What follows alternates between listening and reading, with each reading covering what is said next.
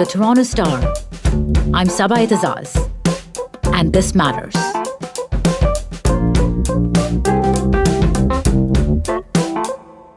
Many locals say every hijabi woman in Edmonton and other parts of Alberta will have a story, something that changed her life or made her afraid to be out while visibly Muslim.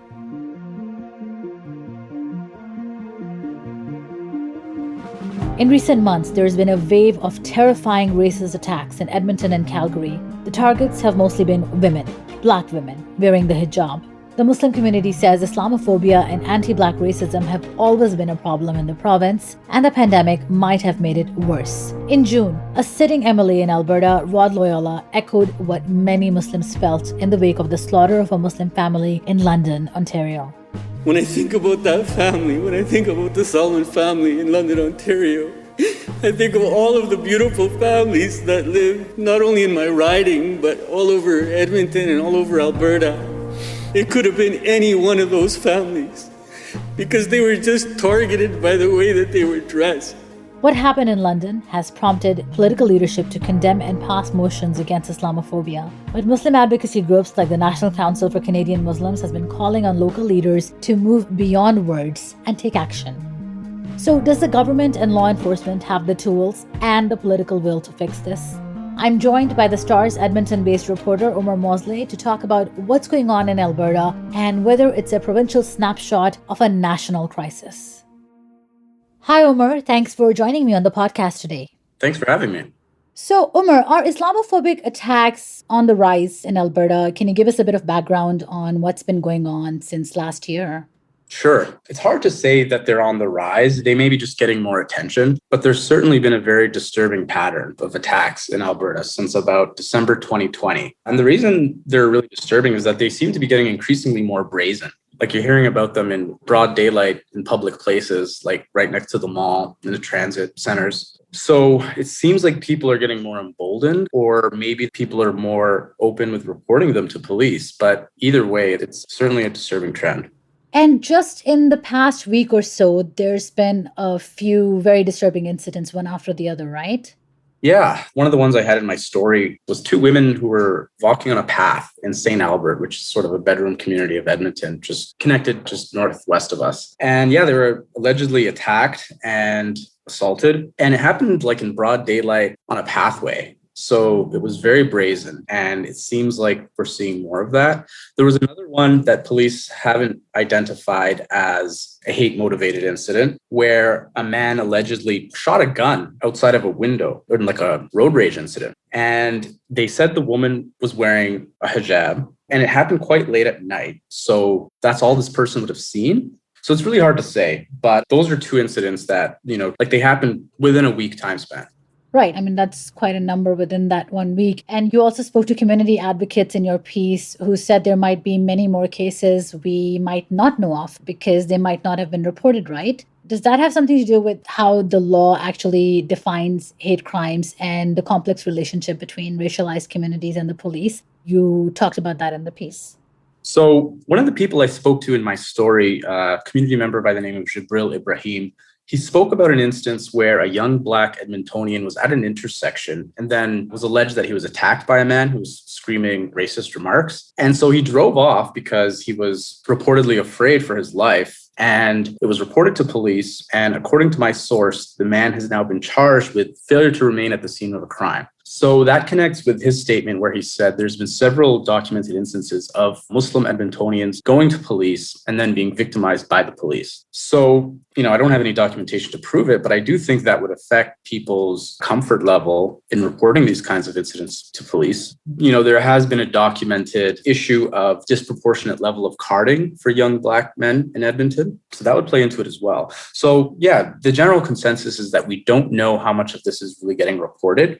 We don't know if it's a coincidence that these events are all happening in this short period of time and getting reported and getting media attention. It's a really hard thing to track, and that's part of the challenge with tackling hate crimes. And as you spoke, just in terms of like the criminal code, there's a very high bar for the 4 established hate crimes in the criminal code. Like one of them, inciting genocide, the way it was described to me was, if you tell someone all Muslims or all Jews should be killed, not a hate crime. If you stand on a corner with a billboard and a megaphone that says all Jews or Muslims should be killed, that is a hate crime. So part of it has to do with like the scope of influence that you might have. So, the 4 specific hate crimes are very, very, very high bar to meet in court. Police can also designate a crime as hate motivated, which allows them to ask the court to issue a greater penalty. But there's no obligation for the court to do that. So they kind of have their hands tied in some instances, or so they say. It's a very narrow definition, and you also shed light on the complexity of the relationship between the police and racialized people. And you're telling me about these disturbing incidents that started since last December. Who appears to be targeted the most in these attacks? Black women, Black Muslim women who are wearing hijab. A lot of the victims have been from the Somali community. Edmonton has quite a large Somali community. And it does seem to be primarily Black Muslim women. There have been a few instances of Muslim women of other ancestries being attacked, but I would say the vast majority have been Black Muslim women. As you mentioned, most of the attacks have been on Black Muslim women, a lot from the Somalian community. Tell me more about this community and their settling here in Alberta and what life has been like, especially in the wake of these developments.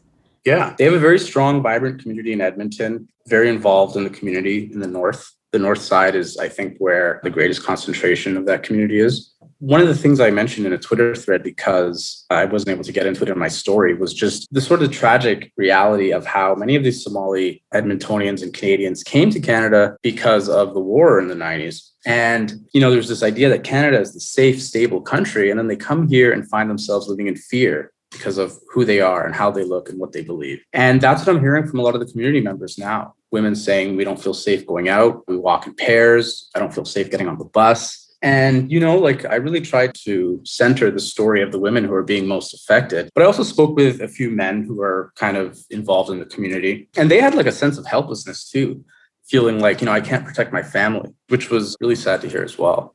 Right, and there's a lot of research about this. I was looking through some research in Europe that showed how Muslim women are more likely to become victims of hate crimes than men, especially if they wear a visible symbol of religion like a headscarf or a hijab or a dupatta. And even here we see that kind of messaging at an institutional level where we've seen policies of the past and present like Bill 21 in Quebec, or just 6 years ago when former PM Harper was campaigning on a potential niqab ban.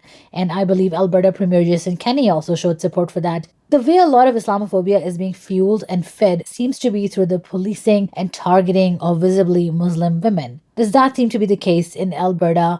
And what does that say to you? It does seem to be the case. I think the main reason is just that they're more visible. Like when you wear a hijab, you're immediately marking yourself as a Muslim. But I think sadly, they are seen as kind of weaker or less likely to defend themselves because they're women. So the misogynistic aspect is potentially there as well. Is there anything to be said about the socio-political environment in the province that's making it easier to create negative and dangerous ideas about Muslims or other minorities? And also, is it just Alberta, or are we getting a provincial glimpse into a national problem maybe?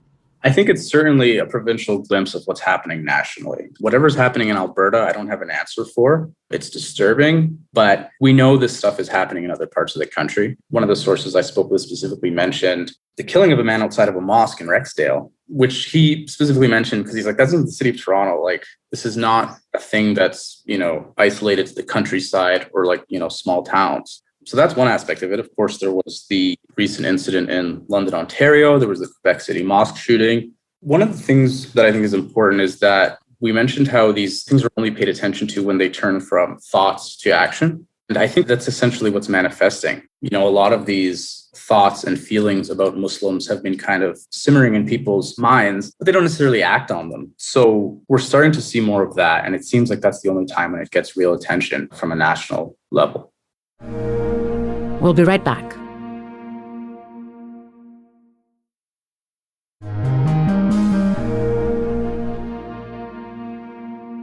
So why has that been amplified now? What's changed? Could the pandemic also be a reason we're seeing an increase in attacks or the amplification of dangerous ideas that we're now seeing turning into action? I think it's kind of been slowly and steadily building towards this. One of the things I forgot to mention was specific to Alberta. I don't see anything in Alberta's political climate that I would say specifically has fueled this. But I do think you could point to some things in the federal Conservative Party. Conservatives own all the seats in Edmonton except for one. Their barbaric cultural practices hotline was very clearly Islamophobic in nature. And I would point to certain media outlets that have kind of embraced this narrative of Islamism and Sharia law being brought to Canada. That's been like a slow and steady thing for years. So I think the animosity towards Muslims has been building for several years. What's happened during the pandemic is people are angry. There's a lot of people who are angry. They're spending time inside in these online echo chambers where a lot of hate is peddled. They're literally not going outside. So it seems like that is a factor because, Muslims have not been the only targets of hate during this pandemic. We've seen increases in anti-Asian hate. So I think there is a parallel there in that people are kind of, as I refer to it, living in a bubble and embracing these hateful ideas. And because of all the anger and frustration from the last year, it's manifesting in a really ugly way. And what has the province and city authorities done so far to address this problem at a policy level? Has it been enough? What is the community saying? There was a few somewhat promising commitments made by the provincial government. So both the government of Alberta and the city of Edmonton have formed these, anti-racism advisory committees. The province of Alberta said they're starting community liaison on hate crimes, which will be sort of an arm's length group that will work with police to pursue hate crimes, which I think is actually a good idea. Because as we spoke about previously, there is that distrust of the police among certain communities. And Alberta is also setting up a provincial hate crimes coordination unit. So what that really means right now, we don't fully know. But a lot of these, we're going to form a group, we're going to form an advisory committee, we're going to look into this. The general consensus from the community members is it's not enough. They want to see actual legislative change rather than committees and outreach. Obviously that's really important, but I feel like the community members I've spoken to are saying, we've been there, we've done that, we want to see change. And what they're seeing is not enough. You did a Twitter thread about this, and you talked about how, on the one hand, Canada is sort of championed as this tolerant place, thriving on its multiculturalism, and yet recent reckonings have forced many of us to see another side to this. Meanwhile, also just in the past 5 years, there have been 2 mass killings of Muslims here as well. How did we get here? How do we reconcile these 2 images? I got to point to the slow and steady buildup of animosity again. There's been sort of coalescing towards this for years now. I would point to M103, which got a lot of backlash, people saying this is an example of Muslims getting special treatment.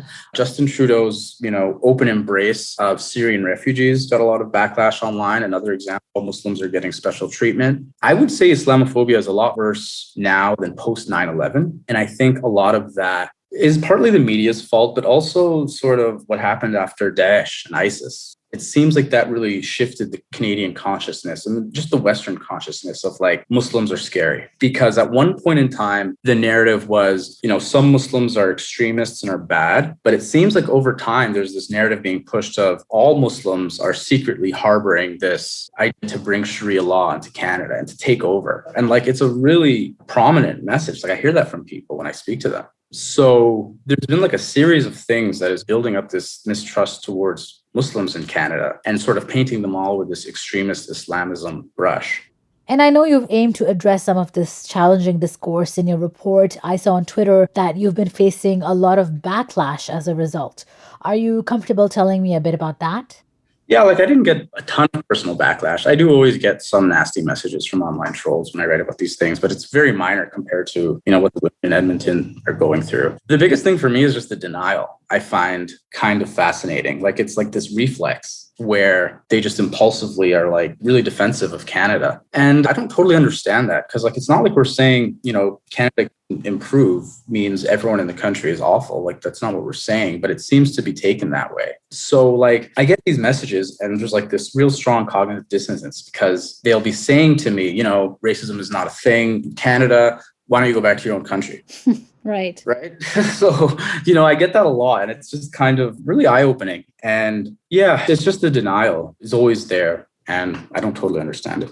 So you've been talking to community members. What do they say about some of the recent conversations at a policy level that we're seeing around Islamophobia, especially in the wake of the tragic London family attack? there was some hope that it might be a watershed moment. We saw a lot of leaders across the political spectrum condemning Islamophobia in the strongest possible terms, some of whom were previously the ones who voted against the legislation that would officially condemn it. So how is this being viewed? Are community members thinking there's progress being made, or just the recent spate of attacks is showing us quite the contrary? I don't think people are feeling very encouraged. From what I hear, people feel like the statements by politicians are very performative. There is a federal election coming up, and they just feel like it isn't enough. Like basically, like one person said, it's not like we need another conversation. It needs to stop. And so what I've been mostly hearing for is we want to see hate crimes changed. Like we want to see the bar lowered so that people who are harassing and intimidating people can actually get charged with this and, set an example for the community. And that's not really happening. I don't think the criminal code is the easiest thing to change legislatively.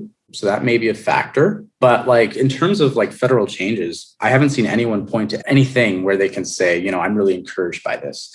People have said, I've noticed Canadians seem to care more. I think Black Lives Matter has really had an impact on how the public reacts to issues of racial injustice. So that's probably the only silver lining I really heard from people. Thanks so much. You've been so insightful, Omar. Thanks, Saba. Appreciate having the opportunity to talk about this. I was speaking to the Star's Edmonton-based reporter, Omar Mosleh. That's it for today. Thanks so much for listening. This Matters is hosted and produced by me, Sabai Tazaz, Adrian Chung, and Raju Mudhar. Produced and mixed by Sean Pattenden, and our director of programming is JP Fozo. Our show theme music is by So Called, and our episode music is by Mike DeAngelis. We want to hear what stories matter to you. Please send us comments, questions, or ideas to thismatters@thestar.ca. Please consider supporting the journalism the Toronto Star newsroom does at thestar.com. And don't forget to subscribe to This Matters on Apple Podcasts, Spotify, or wherever you listen to your favorite podcasts. Let's talk soon.